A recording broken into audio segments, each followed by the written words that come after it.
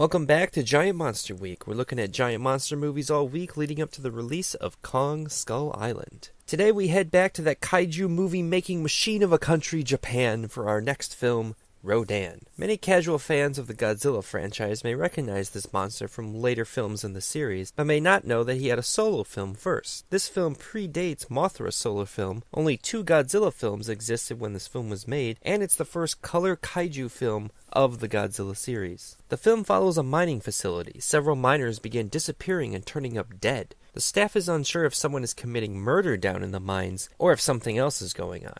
After the mine floods, we discover what killed all these people. Giant dragonfly larva insects.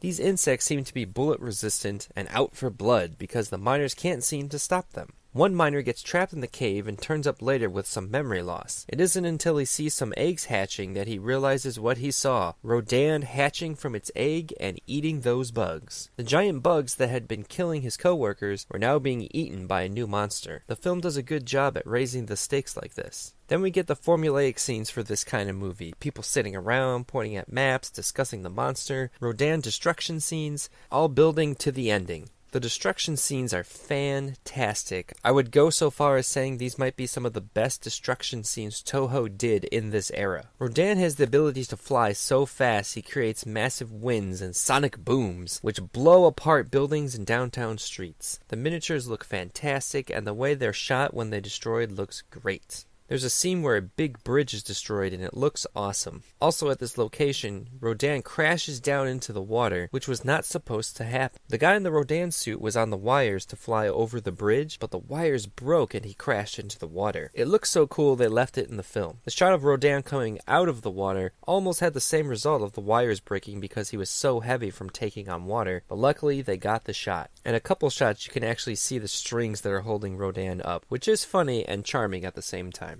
Towards the end of the film, there's a twist. There are 2 Rodans. 15 minutes left in the film, and they introduce a second Rodan, which is something casual fans may not have known. None of the other Godzilla films that Rodan appears in have 2 of them. There's only ever 1 Rodan. The film ends with a big military shootout at a mountain where the Rodans are hiding. The military shooting the mountains, that scene goes on forever. It feels like it just keeps going, and they're repeating the footage. It's kind of tedious. The insects in the film are called Meganulon or Meganula, and actually appeared in a much later Godzilla film, Godzilla vs. Megaguirus?